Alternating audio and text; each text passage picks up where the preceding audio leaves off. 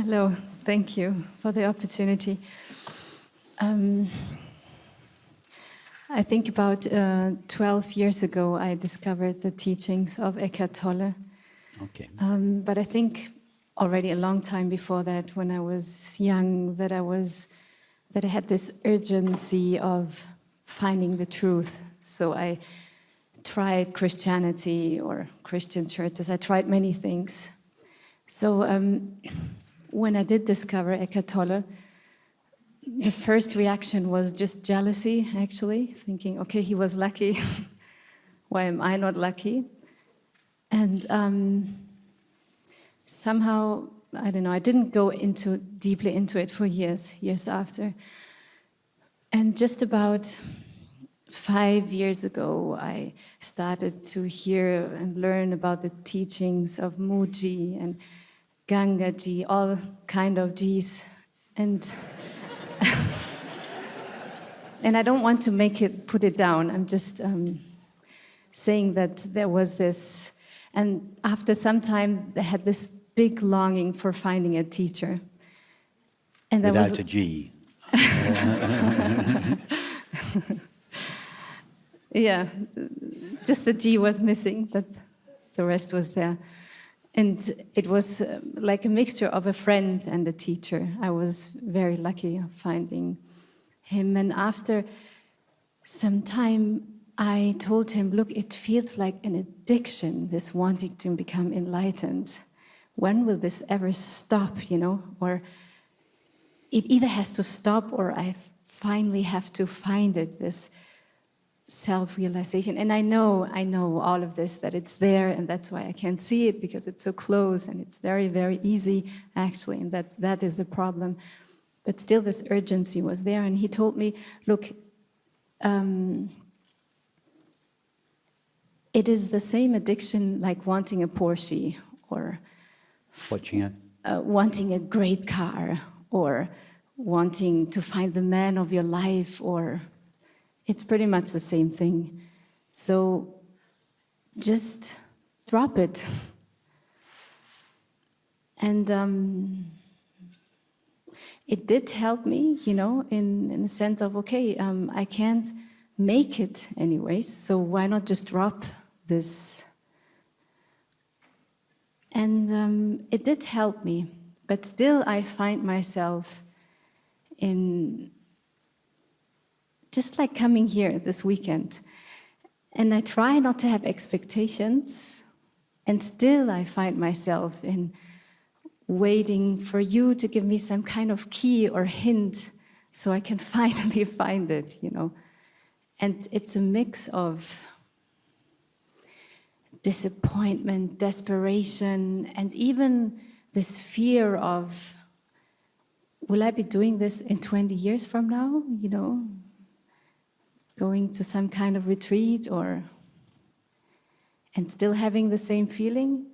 And this fear I've been having also since almost as a teenager, that my life would end, and I'm very grateful for my life. It's not that I suffer or anything, not a lot at least, but that my life would end, and I would think, I missed it. I missed the very much thing what I came for. Yeah. I don't really know what I expect from you to say to that, but I can see that I'm trying to find some relief. Or, to be honest, if I could get rid of this wanting to see or to find, or all this that we have been talking about these days, then I would,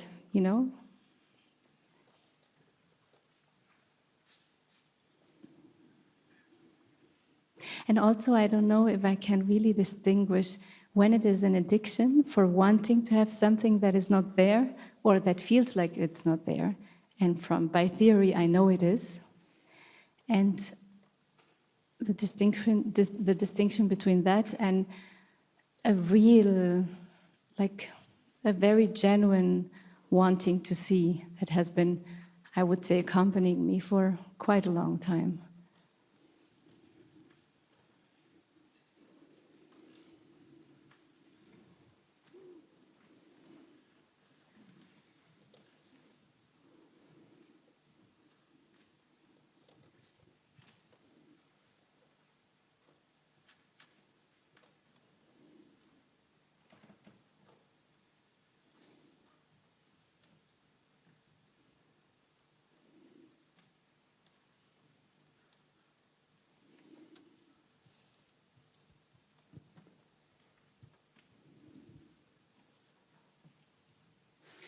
An addiction is always an addiction to something or for something, for some kind of object of experience.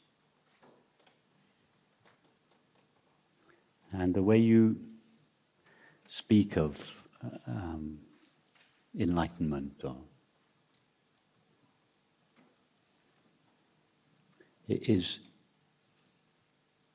some kind of experience that you think you're going to find, or that is going to be added to you, or given to you. Like the Porsche, or the man of your life, but only better. Steadier, more reliable, more like the ultimate object.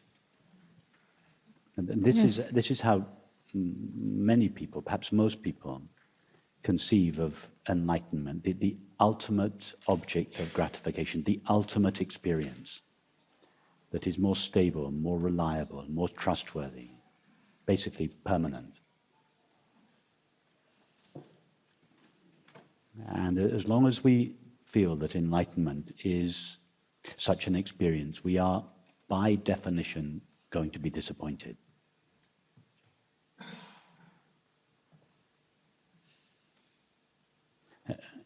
Enlightenment, for want of a better word, it is not an experience. I don't know how to say this more clearly or more simply. Enlightenment is not an experience, not something that happens to you. It's not something that can be found. It is simply the recognition of your being, of the nature of your being. There is nothing remotely exotic about enlightenment. The taste of tea is more exotic than the recognition of the nature of your own being. Your own being is simply that which shines in your experience as the knowledge I am, before what I am has been colored or qualified by experience. It is, to say it is intimate is not right, because it suggests that it is very, very close to you. It is not close to you, it is you. It is just the recognition of what you have been calling I all your life. It is not something that is added to I. It is not something that I might experience if I'm lucky enough. It is just the recognition of what we call I. It is not that, in fact, enlightenment is a complete misnomer. Our self doesn't become enlightened. Our self is simply veiled. For most people, their self is veiled or darkened by thoughts and feelings, and therefore they do not see themselves clearly. Yes, and I've heard this many times. You know, I understand Tell us about yourself now.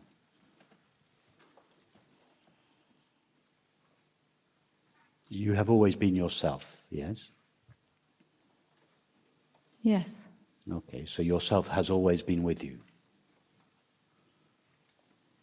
No, tell us about the self that is always with you, not even always with you, it is always you. When you were a 5-year-old girl, you felt, I am myself. When you were 10, 15, 20, 25, you've always felt, I am myself, irrespective of what you were experiencing. You always felt, I am myself, and you always felt that myself is the same self. Yes? Yes. When you look back on yourself yesterday, you feel yesterday I was the same self that I am today. And when you look back 10 years ago, you feel I was the same self 10 years ago as I am now. Now, what is that self? What is it that has remained the same throughout your life?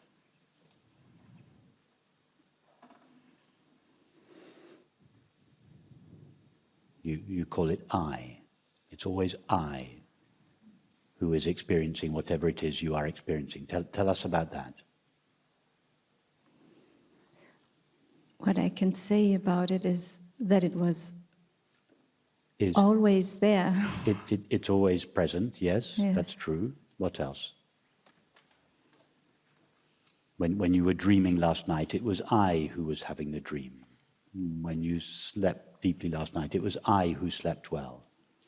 So whatever you were experiencing yesterday or last year or 10 years ago, it was I who was experiencing it. So yes, you have always been present. Your best moments, your worst moments, your happiest moments, your most miserable moments, you've always been present. What else? That it didn't change. Perfect. What you know changes, but that which knows it never changes. Perfect. So whatever it is that was knowing your experience when you were a 5-year-old girl is the same that is knowing your experience now. Yeah, it hasn't aged. Nothing has happened to it all these years. All the wonderful experiences you've ever had and all the awful experiences you've ever had have not changed your essential being. Perfect. What else?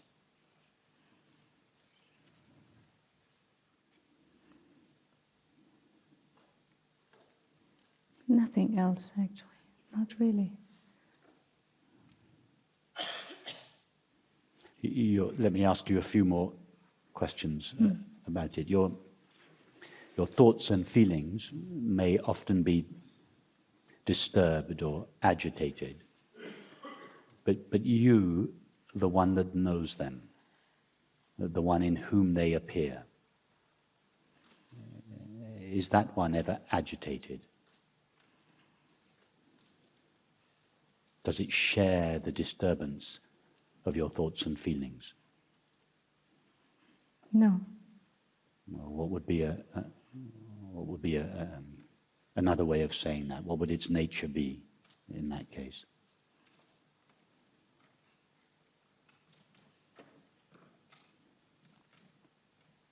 Just observing. Yes, observing, but observing without being changed by what it disturbs. In other words, by what it observes. In other words, it is imperturbable, cannot be disturbed. Yeah?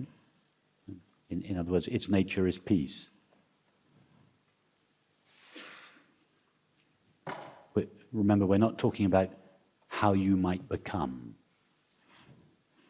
We're talking about how you are now. We're just looking at what you call you, what you call I am. We're just looking at it and trying to find words as best we can that describe how it is now, not how it might become.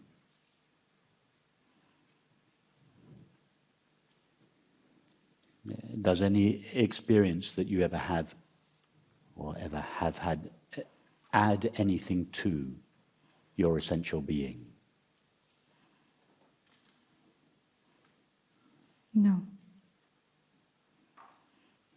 In other words, your essential being is not in a state where it needs to be completed by an object. It is already complete prior to any particular experience. It is not incomplete. It is not in a state of incompletion, always needed to be completed by an object or a relationship. It is already complete. It needs nothing from experience. Well, what's the common name for that? Needing nothing.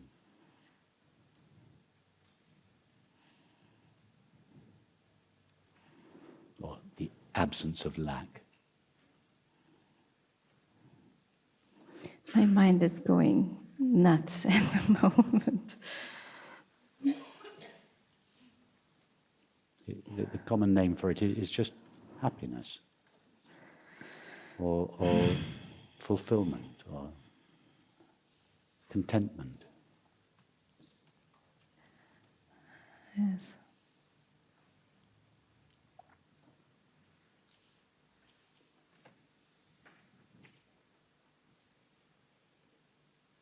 What more do you want? You've recognized, I get the impression that you're speaking from your experience, you've recognized that who you essentially are now Yes. is ever present. It's never hurt or tarnished by experience. It's never disturbed. It needs nothing. What more do you want?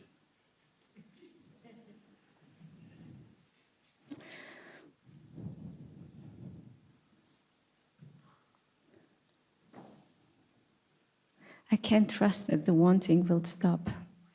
You can't trust that. That the wanting will stop. At the moment. What are you wanting?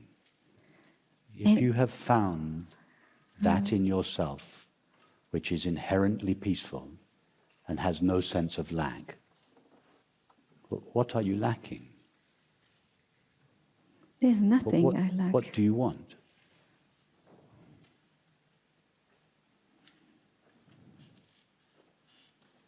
The wanting will only stop when you recognize that you are what you want. Because you don't really want a Porsche. No. Or a man. What you want is what you hope. The only reason you want, I know you don't want a Porsche or a man, but I don't know. I presume that the reason we want a Porsche or a partner is not really the Porsche or the partner. It's the happiness we believe will be derived from them. Would you desire a Porsche or an intimate partner if you knew that the moment you received them, you would be miserable? Oh, you wouldn't. If you were offered a Porsche on the understanding that you would be miserable the moment you received it, or a third-hand Ford, but you knew that the moment you got it, you would be happy, which would you want? You'd go for the Ford. Yes. Yeah? Of course. Of course. Why? Because it's not really a Porsche or a car you want. It's happiness you want. Yes. If you were offered the most handsome, intelligent, generous, loving man in the world, but you were told that the moment you started your relationship with him, you would be miserable, or you were offered a guy he looked okay, but nothing special. He was reasonably intelligent, but nothing great. He was unemployed and didn't have much money. But you were told that the moment you started your relationship with him, you'd be happy. Oh, which of the guys would you choose? Yes, I would choose It's happiness. obvious, because it's not the guy you want, it's the happiness you want. It's all desires are desires for happiness, never for the object. So here we go directly for happiness. We don't go via an object. Happiness is the nature of ourself. By happiness, I don't mean that you're always singing and dancing and smiling. I just mean just the ease of being, the absence of the sense of lack, the feeling that I don't have to leave the now because I'm just content, fulfilled, I'm complete. I don't constantly need to be filled up by someone or something. I'm just at peace. That is your nature. It's what you are. It is the nature of yourself. All that's necessary is to recognize the nature of yourself. That's what enlightenment is. All the stories, the gurus, the mantras, the yogas, the names, the photos, the images, all of this is just religious paraphernalia. It has absolutely nothing to do with enlightenment. Nothing.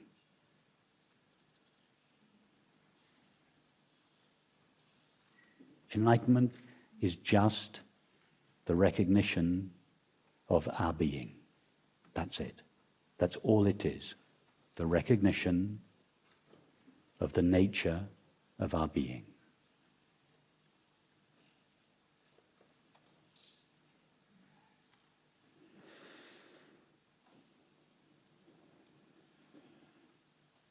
Why is this room full of people then? Because this room is full of people who have, like all 7 billion of us, been seeking one thing alone: happiness. And we have all been encouraged by our culture to seek happiness in objects, substances, activities, and relationships. And all of us have been failed numerous times by these objects and activities, and we've either understood or we've begun to understand, we've intuited that the happiness we long for simply cannot be delivered by a relationship or a person or a substance. So many of us in this room had this recognition several years ago, or 2 or 3 decades ago, and we turned to the spiritual traditions for happiness, and we were given the mantras, the gurus, the chanting, the etc. And this, for a while, satisfied us, but sooner or later, even these more refined objects left us unsatisfied. So almost all the people, I'm guessing now, but I would suggest that nearly everyone in this room has come to the meeting this weekend because they've either understood or you are on the brink of understanding. You have intuited that the peace and happiness for which we all long cannot be found in the conventional objects of experience, the thoughts, the substances, the activities, the relationships, nor even in the less conventional objects, the spiritual paraphernalia, the gurus, the mantras, the yogas, the chanting, all of this. And when we have exhausted all the possibilities, like the prodigal son who has got to the end of the possibilities, nothing else in life, no other object, however fine or noble that object may be, can satisfy us, there is this turning around. And that turning around is the beginning of the direct path. That's what we do here. The direct path means we simply go directly to happiness. We don't go via the conventional objects of experience, objects, substances, etc., but nor do we go through the conventional spiritual objects, the gurus, the teachers, the mantras, all of that. I know that there are several of you here who have been on, and please don't misunderstand me, I have great respect for these traditions. There's a place for them. But I know that there are people here who have been on a spiritual path for years, if not decades. And those spiritual paths, they're true spiritual paths, they're genuine. I'm not suggesting that these paths and the teachers, at least some of them, are not genuine. They are, but at some stage we get even to the end of this conventional spiritual path. We're ready, all we want is just happiness, directly. Peace and happiness, or peace and fulfillment. And that's why everybody is here this weekend. It's why you're here this weekend, I would suggest. Yes.